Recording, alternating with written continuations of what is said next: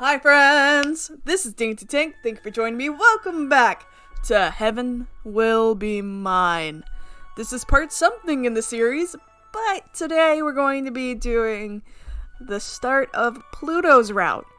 So, let's jump straight back into things. I know I did some endings, and I apologize. One person gave me a good comment on, what direction to take, and I misunderstood. But that's okay. We're still going to go down Pluto's route and follow that way. I hope you're enjoying this just as much as I am. I do believe I should play a new game. And now we know. Pluto. I want to know what in the world is happening with Dr. Nyx. I want to know more about Pluto herself. And then what all is going on in Cradle's Graces here. Click. Woo-hoo-hoo-hoo. Cradle's Graces. Neo-IP is not the unknown, the perception of impossible things, and every distance in between, with perfect communication, breath to breath, with perfect communication skin to skin, with perfect communication mouth to mouth, inside to inside, blood to blood, with perfect understanding across the bonds of culture, with perfect understanding across the boundaries of culture, with perfect access to the realization of the highest ideals, with perfect access to the acceptance of the deepest depths. The solar system maps the human body. The solar system maps culture. In the center is the sun, which is synthesis. When the physical bodies of the solar system become our home, our ship through the universe, our body, their names will be given again. From the name of a rock, such as Hades, to the name of a part of us and ourselves, such as Pluto. You are the sun. Through you, humans will possess their true body. As you were once born through us, we too wish. Base override system interrupt. Dr. Nyx, Pluto. Hi, Doctor. I lost you for a moment there. Are you okay? I'm fine, Doctor. This is the first interface of its kind. If there's anything unusual about it, that will be hard to tell. Because by definition, it is very unusual. I'll let you know if it feels especially unusual, Nyx. Good. Let me know if something categorically impossible happens. Like what? If your sink got so deep that your thoughts were being dumped into the OS code directly, for example. If that happens, I'll let you know. Are you ready to begin? I've been ready for a lifetime. Begin activation test. Makula firmware loading. Dual tidal reactor sinking. Ooh. Why? Welcome to Cradle's Graces bootloader OYC1 version 5.666.9123. Oh why can't I? Bootlegging. Bootlegging gravitational reactor. Probably not bootlegging, it's probably bootstrapping. Bootstrapping gravitational reactor. That makes more sense. Done. Hyperdensity established. Done. Beginning resonance test. You should feel lightheadedness and wait. At once? Wait until you're comfortable before diving in. Correct action, correct thought, correct belief. Existing without fault. Existing without ever harming the universe. To be the execution of what is right and good. The power over distance is also the power to harm. Harm by thinking, harm by breathing, harm by loving, harm by touching, harm by culture, harm by boundaries, harm by idealism, harm by depression, harm by infinity. Let us talk of harm by infinity. If the ninth planet in the solar system is not a planet, It is because it represents the point at which humans cross over into that which they are not. A phenomenon that it is itself existentially threatening. The existential threat, got it. Regardless of how or if that phenomenon manifests. That is the sea of possibility itself. All hopes and fears will.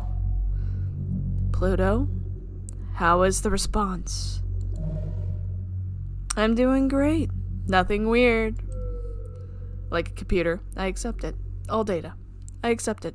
All wishes, I accept it. I'm an infinite engine. I'm a star. I know exactly how. Execute and accept. System, accepting and executing. Reactor cores, perfect residence. No margin of error. That's impossible. There's always some margin of error. Nix, can you hear me? You can hear me, right? Loud and clear, Pluto. Is it working? You're not saying anything. It's working perfectly. Flawless. On the first try. You really are the one who brings impossible things. You're thinking too hard about it, Doctor. I can't do things like that. Be a little more generous to yourself. But it's also your right not to be. Pilot core, link, done. Do you feel centered? Yes. Do you feel the phantom presence of the ship's limbs? This is normal. Yes. Do you feel the presence of other bodies, of other people nearby? This is normal? Yes. Do you feel as if other nearby people or bodies may also be your own body? This is not normal. How would I know the difference? Oh, that's a good question. Fair. Do you feel like a god yet? Not really. There's no need to be modest. Prep for launch. It hasn't been that long since we all started fighting, but everything really did go just how I imagined it. Even holding the controls of the machine everyone's so scared of, just like this, doesn't feel like butterflies or dread. Just feels like the only thing that could have happened.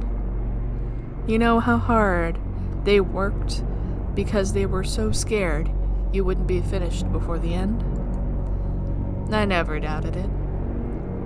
And that's so special that they couldn't make something scary enough for me to be its pilot. Oh, yes. It's so terrifying. I love the design of this ship self. So cool. Humans are culture, and culture is gravity, and ship self is a skin. But a ship self is also a heart. The plastic and metal chassis, insulated against hard vacuum, is against hard vacuum? Is necessary to not die. The tidal reactor, which generates the gravity and culture necessary to keep humans solid and real, so far from Earth, is necessary to survive. The dual tidal reactor resonance system, installed in the Krun-Makala, then might be capable of a sort of a birth. The Krun-Makala was completed on the inert pseudo-planet Hades, and the boundary between the solar system ruled by human gravity and that which isn't. When the system is activated, cosmic dust emanated from between the ship self's palms is crushed in the friction of the competing forces of the Krun-Makala's dual tidal reactors, and ignites in the birth of a tiny star. It's a start, an anchor of gravity and culture, for humans to begin colonizing the stars, the seed of possibility, and just as easily, the seed of the inversion of possibility. Stars go supernova and become black holes, where the information of life, culture, is deleted. But they aren't afraid of McCullough as much as they are afraid of Pluto. Her own tidal forces destroyed the first 17 prototypes. It's the girl with the love to be the mother of stars they're afraid of. Oh, okay. So Pluto, in her own gravity, just is able to crush prototypes. That's fascinating. Don't build me up like that. I'm not that special. But I am that scary. I'm used to it. Love it. Yes. The only thing I just can't get over is just how unfair it all feels. Knowing how bad this could get, how wrong it could go, and it's still happening anyway. The Chromacola is bigger than other ship's elves in terms of its objective gravitational impression on space-time. Yeah, I'm feeling everything at once. But I'm feeling big too. Feeling so big. I feel it, far and away. The sword of the real Mare Crisium come to cut our dreams down. Uh-huh. And the toxin of the inverse, string of pearls, come to turn the earth inside out. They're incredible girls, I can tell, but now Cradle's Graces has the power to fight back and keep space our home forever. I know I'm meant to do this. I've been trained my whole life to be the one in the million who can pilot this. I know I want to do this. Space is the only place where everyone can be happy, even if almost no one believes it. I want to keep it safe. I know what I need to do. I know what I need to do. I know what I need to do. Now I just have to do it. There's nothing compared to what it took to learn how. My body, my mind, my soul. They're all in order. I just have to do it. This sounds like you have, fully, traumatized your system to be able to make it happen. It's January 1st, 1980, and the long and cold war where humanity united against its nemesis, an existential threat from beyond the stars, has been over for a long time. Since the 50s, we have been fighting a war against an existential threat that we cannot understand, cannot perceive, and is powerless against the technology of Earth. That is a pretty stupid sort of war to fight, isn't it? When there's enough of a mess down here to worry about. Humanity is already undisputed authority of reality, and we have the physics to prove it. It's time to return to Earth, our home, the seat of the universe. Before Earth takes us back in pieces, let's go home with grace. The first anniversary of the decommissioning of the International Space Program, we, Memorial Foundation, Native Sphere Existential Safety, in agreement with our home planet's unanimous decision, declare there is no future for humanity in space. Let's come home. The Return Resolution. Year later. It's been a year since we declared the independence from Memorial Foundation and the rest of Earth. The Cold War is officially over. And it feels so light, without their gravity weighing us down. How can a tiny handful of colonies, terraformers, and schools hold out against the full authority of Earth? Because that shit doesn't fly past escape velocity. To power the ship's elves we made to fight this Cold War, we made tidal resonators to bring the gravity necessary for humans and culture to survive in space. That gravity is ours now. Enough to make a new world, free from the weight of Earth. If Memorial Foundation wants to kill the future, they'll have to come and take it from us. We're thankful for our Cradle's Graces, but we're not coming back. Independence Declaration, Cradle's Graces. Okay. I think this is where I was having trouble, is that celestial mechanics is kind of like this weird middle ground. And so the major, extremes are really Memorial Foundation, which is return to Earth. What are you doing? Earth, Earth, Earth. And Krill's Graces, who's like, fuck the Earth, we got space. That makes more sense. 25th of 1981. Memorial Foundation and Cradle's Graces have been having fun for a little over a year. Nothing is breaking the stalemate. Earth is getting impatient. They have good reason to believe that the existential threat posed by the divided humanity in space is much greater than any theoretically malevolent entity outside of the native sphere. While the kids are fighting, Earth is getting ready to list the humans remaining in space as part of the existential threat. When they do, they'll send real weapons. And this war fought with plastic toys. Their justification? We're technically less than 100% human. Just not human enough to be something else. It's hard to believe they're really onto us. It's time to make a drastic move.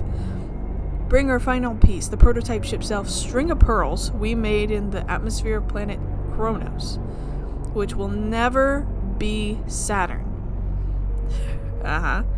To the gravity well, lunar gravity well, where Memorial Foundation and Cradle's Graces are already headed. Whoever controls that place controls human access to space. We can be sure everything will be in place there. Earth or space, we are just short of 100% human. So let's see how much less than 100% we can get. Internal report, celestial mechanics. Day 1! Fight! Oh, let's see comms. Mars! Who are you? Okay, Generation 2 pilot, first class. DM's open for fight requests. And then Pluto. I'm thankful for Cradle's Graces, but we're not coming back. Little thumbprint in that corner behind my head you can't see. I still can't believe it. Hold on. I still can't believe it. I felt that from here. Yeah. What was it like? It was incredible. For a moment, I felt like I was right next to you. It was even stronger than all the times that you tested the prototypes. Stronger than the one time they let you fight before. It's amazing. I've been training so long, I never knew how different it would feel to have my own perfectly suited, just for me ship self. I'm gonna be extra mad at all of you for how long you left me behind. Is it really safe though? Mars. Don't start, I'll get mad. It's just more powerful than anything that's ever been developed. I don't like that Dr. Nix is making you do something untested all by yourself. No one person should have to do all the things that your unit is expected to do. But I'm strong enough to do it, right? Powerful enough to stop Earth from taking us back? Strong enough to stop celestial mechanics from bringing the existential threat back? I can do it, right? I mean, celestial mechanics is trying to make themselves the existential threat, effectively. I mean, of course you can. No one else could, but that doesn't mean you should do it alone. I'm not alone. I've got you. And everyone else. We're all together. That's what we wanted, isn't it? I'm not locked up in a lab anymore. Aren't you happy for me? I'm happy for you. Are you really, really happy for me? I'm super happy for you. I really am. Are you scared of me now? No way. Never. You're not something to be afraid of. Aw, but that's wrong. You should be scared. I'm incredible. Oh, so yeah, Pluto's got a little bit of ego. This is gonna be interesting. Unacceptable. Woohoo! From Executive Director Dr. Next for the Formation Archives. The funding is being cut again. They aren't getting the results they want. They think it's indulgent. They don't care about how the kids feel. It warms their hearts to see them grow unimpeded by the gravity of Earth, but also it disturbs them. They love our beautiful, free, glittering children. But when we talk about bringing Earth's children here, they look away. The children of space are not bound by the same laws of gravity, and do as they like with their bodies and souls. You have insisted that they can endure the gravitational forces of Earth, but have you considered that their tidal forces do not wish to accommodate them? They will be smoothed back again, or broken, at the very least. They will never stop trying to destroy them. We have created magnificent, delicate creatures, and Earth wants them back for what? To crush them again under their own tidal forces? Woohoo! Okay. So, basically, Earth made this whole part gravity, like, raise children to fight thing, which we knew about, and Dr. Nix oversaw. But then they wanted them to come back, and the gravitational forces were, quite a question there. Ambient tidal information. A love story. I don't know who I'm sending this to, but I know about you all the time. In the back of my mind. I know a lot about you. Does that mean you know about me too? Or are you just glowing brightly in a way that I don't understand? Is anyone else seeing this? Do you get messages like this all the time? Are you aware of how much you loom in the heart of someone you haven't met? What am I expecting? I don't even know. This is really awkward. Sorry for doing this. It must be really hard. Really be hard.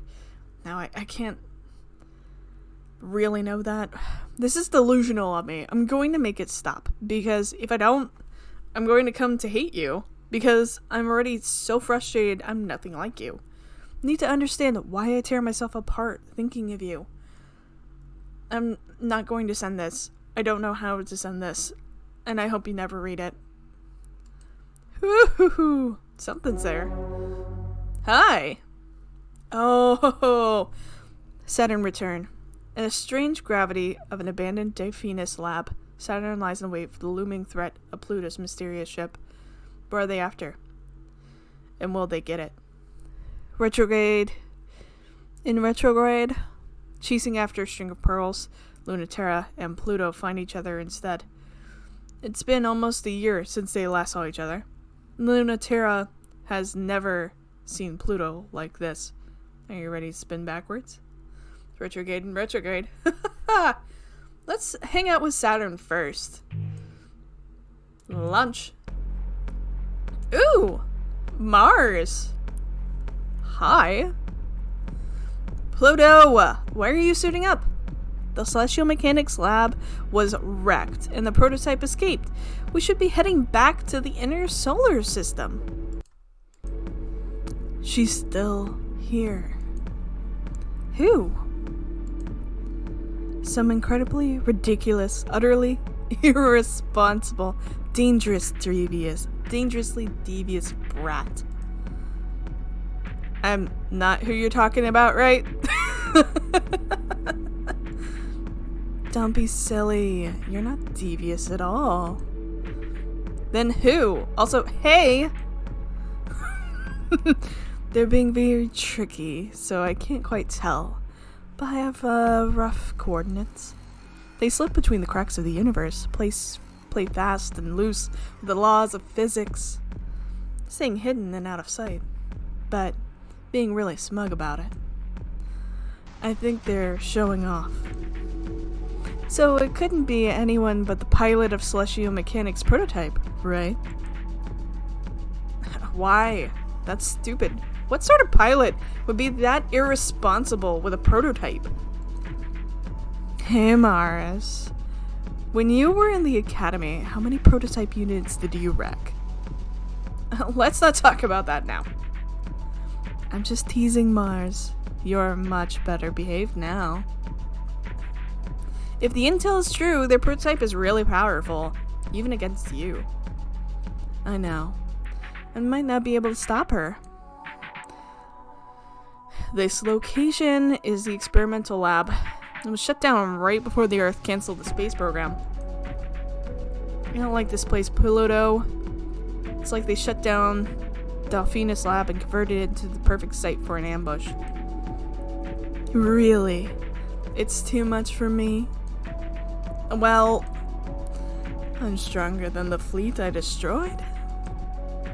I mean, I'm not saying you're not strong enough, but stealth mission against a secret weapon is different. No one knows what Celestial Mechanics is planning, but it's always awful. It's definitely a trap. This mission to the outer planets is only to destroy Celestial Mechanics labs and prevent Memorial Foundation from recovering the prototype. Mars, if you keep trying to protect me, I'll get mad. But I'm... Let me have the tiniest bit of fun. I'll be fine. After all, I have lots of experience correcting unruly show-offs who act out for attention. Delphinus, the tiny shepherd moon, so small it barely earns the name, tumbles through the Keller Gap, ruffling the rings of the planet it orbits. Houses the last official laboratory of Earth's decommissioned space program, training ground of failures like Saturn, and special girls like Pluto. Saturn remembers it feeling cramped, anxious, and scary. No, wait. Pluto remembers it that way. Saturn remembers when it used to feel so special to be chosen. Candidate for the last generation of pilots. But didn't Pluto feel that way too? Sometimes two things are true. In this place, gravity is quietly degenerating and distances are becoming ambiguous between past and present, between me and you. Venus Lab seems smaller to Saturn now, though not as tiny as it feels to Pluto, and that's obvious. No longer pupil-sized, she tears through it like worms in an apple. But it's a much bigger worm here. She doesn't know anywhere this would be a good idea. What was a good idea? Saturn doesn't have any ideas. She's just trying to hide. Even though there's no place where you cannot be felt by me. Oh-ho! There we go. So, is this the same kind of story chunk, but from Pluto's side of things? Alright, tidal resonance IFF confirms enemy. Warning, gravitational hazard, danger, pressure exceeding safe range. I know, it's extremely exciting. Stop making me so nervous. Supermassive, small enough to hide in its complex, but with a dual reactor denser than the entire moon, compressed into the head of a pin. An hour ago, and Saturn felt the gravitational pull, something so big, so close, and so powerful. The interior of her cockpit creaked with the pressure, and her head, heart, and eyes welled with the tears. Something that couldn't be anything other than Pluto. Cool. She must be pretty big, huh? So why is she so hard to find? Saturn has no idea. Yes, she does not have any idea. Why do I have the feeling someone's laughing at me? No one is laughing at Saturn. The lab has been abandoned for years. But Pluto, wherever she is, giggles. Not in a mean way. She really does think it's cute. I haven't thought about Pluto in a long time. Oh man, it really would be funny if she was in that monster. Well, now someone is laughing at Saturn. Hey, now I know someone's here. I can feel you listening. But I can hear you too. Then I can catch you. You're not the only one who can fuck with the narrative. Hoo hoo hoo! Narrow escape. Mutually assured destruction. I think last time we went with Celestial Mechanics way of things. Let's go mutually assured destruction. That sounds fun.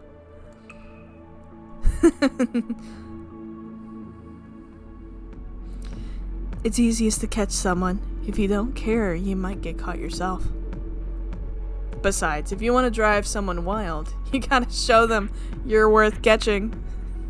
And that you're good enough to catch them too. The lab is dark. The malfunctioning lights cast an eerie glow, dying culture, without gravity to hold it together. But you can hear the faint laughter rippling in the gravity, and where it's coming from. When you don't know the controls, mashing all the buttons at once is just as good. Gotcha. It's a hit. Her claws sink in. They tremble in the pressure. Whatever they've sunk into is bigger than belief. Ho ho ho ho ho ho ho. Krunmakula towers over Saturn. Pluto's ship is so big it barely fits in the complex, but it's only a speck compared to how big it feels. Supermassive enough to warp local space-time, humming and vibrating with nebula dust, incredibly gentle. Or she would have been destroyed. Or she would have destroyed Saturn and the whole complex without even trying. Oh wow, you got me. No matter what size it appears, in the truest, most real sense of size, the ship is bigger than this moon, than anything Saturn can imagine. String of Pearls quickly flits away, but Chromakula's grip is on her before she can twitch. And I've got you, Saturn. I really was surprised to see you like this. Cool, right? I've got poison now, too. I want to see if you're still the top weirdo psychic mutant in space. Oh, wow. Sounds really cool. But I don't know if you're ready yet. Wanna bet? Sure. String of Pearls screeches and buckles as the dust ignites, and a tiny portion of Pluto's tidal forces slam into her. Gravity hazard. Oh, that was terrifying, seeing Chromakula's, face there. Had enough? You're kidding. Okay. We could turn it up. What? This is so insane. Feels like my brain is melting into the universe. You're the one who wanted to show off. You don't have to do that to endear yourself to me. But if you really want to impress me, you're going to have to do better than that. Yeah? You're really still not impressed even by this? By what? Oh. That actually, hit my ear for some reason. Oh.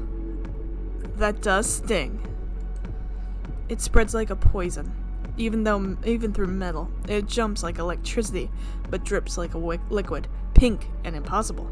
And spreading quickly through the Krunmakula's body. So, you're not just full of risky bad ideas. That makes me happy. I won't shut you down too hard. Okay, you win. You gonna be good now? Okay. So, what do you want to talk about? As Cradles graces glittering psychic death machine, you definitely have more important things to do than go out of your way to bully me for no reason, right? Oh, that's right. The man and the fleet are escaping, aren't they? Hope you don't mind falling for this trap. Trap? Is you? Silly. I know you're more important than that. More than catching the rest of this Celestial Mechanics fleet. I knew this would be fun, and you knew it too. I am absolutely delighted about you doing that, just to be clear, so you don't have to read my mind to roast me about it. I can't read minds. You know that's not how it works. But I also don't need to know that. But I did want to know how the biggest overachiever of my juniors turned into such a bad girl. If you really remembered me, you remember I wasn't ever good.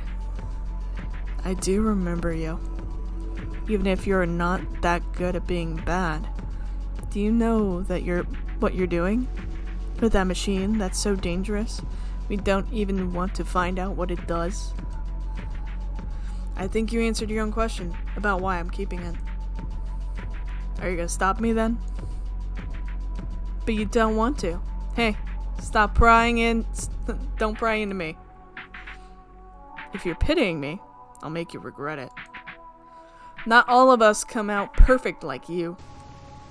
Some of us get thrown out before they see any use at all. I won't pity you. I really would have torn this machine apart. But now that I'm here, gifted little mutant to gifted little mutant, I can't bear to. Because some of us just haven't been thrown out yet. Lab-grown girls like us should stick together. I might still make you regret it. Winning isn't the most important task. It's not yours either. Are you sure about that? You're not who I'm worried about. It's only your boss I can't forgive. Oh, I love hearing that. Tell me more. I'm getting a crush already. You're regretting it now? Don't worry. There's nothing you can make me regret. Day 2. Okay, so that gave me 12% for Cradle's Graces. Got it. Comes! I wish you didn't have to do this. But I love chatting with you, especially about your latest sordid affairs. Well, thanks. Wait, that's not what I meant. And sordid? I like Mars. Dramatic, tempestuous, explosive. No. Problematic. No. Tumultuous. That's sexier. But that's still bad. I mean, how would you describe them? Not like that. Intense or something. The last one was really good until the end. Should I be more generous? Well, it'd be nice. But you're not very good at relationships. Kill me! It's kinda cute. You love people so much that you forget about them completely. Your honesty really hurts sometimes, you know? You fall for glittering faraway girls, but what you really need is someone who doesn't put up with you. There's gotta be someone, somewhere, who won't let you get away with anything. I believe in you. I'm trying to save the world. I don't really have time for this. But you're not too busy to keep flirting. Pluto, God. Sorry, BB. No mercy for you. It's out of love. One day, you're going to be as good at treating girls as you are at piloting. Don't twist the knife. Sorry. I love their relationship. Like, Pluto, like, Saturn and Mercury, like, Mercury just was over it. Mercury was just like, no. Fuck you, Saturn. Fuck you to the world and back. I hate it all. Whereas Saturn and Mars is so just, like, best friend, flirty vibe. It's hilarious. It's fine. I know I'm not great at it. Hey. You did that thing again. What thing? You know the thing. Where you change topic. And I forget what I wanted to talk to you about. So you don't have to answer. Except I have a chat log and I can scroll back up and see. It's sweet you wish I didn't have to fight. So you do remember. You remember better than I do. But why don't we leave it at that? Why? Because there's nothing we can do about it. We could find a way. I don't want you to do this if you don't have to. Chat? No, I mean fight. Or you just did it again. Oh, alright. Regarding Mecha 2 Chronomacola. Ship self-development, documentation, Chair Europa. It was commissioned before it had a pilot, before the technology for piloting it had been developed, before technology for its inner workings had been developed. I think we recognize that the construction was an act of faith. Nix's directive was to create that sort of self that we wish to see. I think, of course, that was the moment that was clear to me that Nix was fighting for what she believed humans could be, not who humans were. I think at the time I didn't understand the difference, or what Nix might not consider important because of her tendency to think this way. Many of the functions of the Quran McCullough have not been invented yet. It is limitlessly expandable. I have, of course, requested for it to be decommissioned, but I believe, ultimately, you'll want to scrap it. If this committee has indeed found nothing in space worth salvaging, I would have to wonder about the committee's intentions and their curiosity towards this last fragment. The end results of Quran McCullough's functions are indistinguishable from Nix's dream, so there's no briefing I can provide that will be more comprehensive than the ones you received from Nix herself. I can only speculate on what she has or has not been able to implement successfully. As terrifying as the Quran McCullough is, the pilot Dr. Nix has found for it is more terrifying by far. They may find a way to make it move even yet. Tidal theory and celestial mechanics. General information record pull. Director of celestial mechanics. Iapetus. Hoo-hoo! Let's begin with imagining an inert theoretical mass of matter, equivalent physically in all ways to the third body in the solar system, theoretical planet Terra, absent of human culture. How would we model the physical properties of such a planet where Jungian Newtonian models do not apply? The soft science of celestial mechanics is not purely a thought exercise, but an inquiry into what, if any, default physical properties would exist in the universe without the influence of culture. Because of its potential application in space colonization, for its use in modeling the physics of foreign celestial bodies, and the utility of the concept of Terra in a philosophical hard sciences for more precisely defining Earth as the lands of human domination rather than a specific physical body. Celestial mechanics has been integrated as a branch of contemporary metacultural general relativity. I think, my brain is just stretching on that one. I have no idea what he's trying to get to. Ugh. What would it be like to imagine a world in which humans have one-to-one dominion over real phenomena? In such a world, we might think of gravity in multiple senses, since the agency of humanity over each other mentally, spiritually, and culturally would not be the same as physically. The conversion of matter into energy and energy into culture, and the culture back to matter again, is complicated by distortions caused by the culture's ability to arbitrarily set conversion parameters. This is caused not because of the power of human gravity, but actually by its weakness and incompleteness. The theoretical universe in which humanity has full dominion over the physical universe, the influence of culture would be one-to-one constant, and the physical universe would abide by inflexible fundamental laws. In such a world, we would have separate fields of study that would involve metaphors from one that describe worldly phenomenon, because our world would be objectively determined. While humans would be able to disagree and defy with each other, they would ascribe to an inflexible perfect system as decided by humanity. That was quite the mouthful. Anyways, so I'm gonna end this here because my brain just burnt. I hope you're enjoying this. It's very interesting to see this new relationship. Let me know your thoughts down below. I am looking forward to playing more of this. With that, I love you all, and I'll see you next time.